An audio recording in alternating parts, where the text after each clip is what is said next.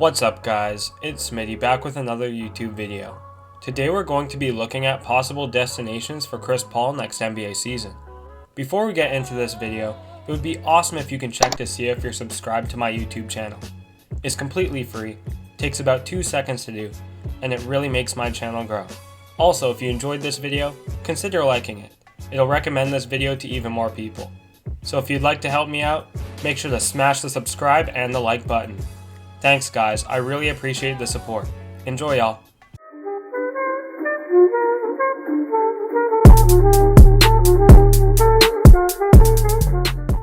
Chris Paul is one of the most valuable players on the court in the NBA. He has an unbelievable basketball IQ, playmaking abilities, leadership qualities, and is one of the best fourth quarter scorers in the league. However, Chris Paul is aging. At 35 years old, Chris is a win-now piece for any franchise. Not to mention he has a very bad contract attached to him. Acquiring Chris Paul will give a franchise an edge over the competition this season, but could also destroy their future. Which teams would be willing to pick up Chris Paul this season to take the next step towards a championship? That's what we'll discuss in this video. First, let's start with the OKC Thunder, the team Chris resides in at the moment. OKC is in a pinch right now. They have tons of promising young pieces, but also a few players like Chris that are holding back their future. Chris Paul was able to rally this inexperienced Thunder squad past everyone's expectations, and it has risen his value on the NBA trade market.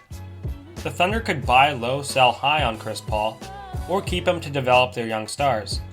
Personally, I'd trade Chris Paul for younger assets and draft picks. Chris already mentored players such as Shai Gilgeous-Alexander this season, and I think his impact on this team will eventually dwindle.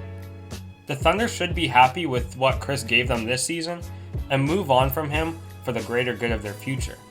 It's not like OKC is going to contend next season anyway.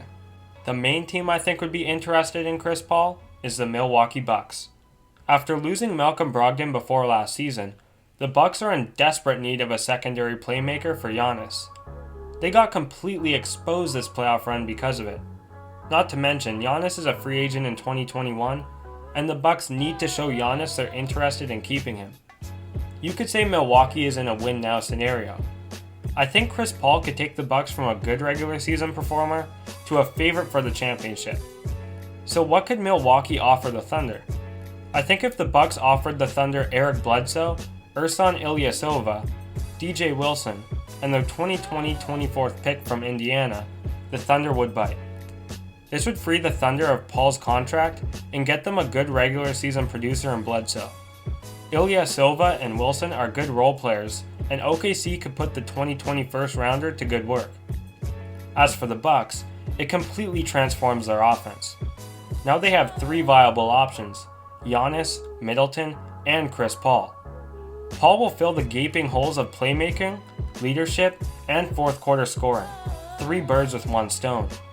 The second team I think would be interested in Chris Paul is the Los Angeles Lakers. Not only would Chris Paul fill the gap in the Lakers guard spot, he is also best buds with LeBron. Imagine having the 2 smartest players in the league on the floor at once. Then imagine also having the greatest lob catcher in the history of basketball. Now things are getting scary. Without a doubt, the Lakers would repeat championships, but what do they have for the Thunder? That's the main problem. Here's the only trade I think could work. Assuming the Lakers keep all of their free agents, it contains JaVale McGee, Kyle Kuzma, the Lakers' 2020 first round pick, 2023 first round pick, and their 2022 second round pick. This pretty much clears the Lakers' entire future they have left. Personally, I think it's worth it for the Lakers, since it almost guarantees another title, and who cares about the future assets when you're winning now? As for the Thunder, you're acquiring Kuzma, who's an ascending talent, McGee, who can fill the center position adequately, and a ton of picks. Sure, the picks will be late first round, but there's a good chance to snag at least 1 decent player from the 3 picks. The final team I think would be interested in Chris Paul is the Los Angeles Clippers. The Clippers desperately need someone to provide leadership and playmaking from the guard spot. Luckily for them, Chris Paul can do just that. The only problem is that Kawhi, PG, and Paul are all ball dominant. You could argue Kawhi isn't ball dominant, as seen back in San Antonio, but I beg to differ. In Toronto, Kawhi showed how much he likes the ball in his hands, and since Kawhi has changed significantly over the past couple years, I think it's safe to say he's not a good old catch and shooter like he used to be.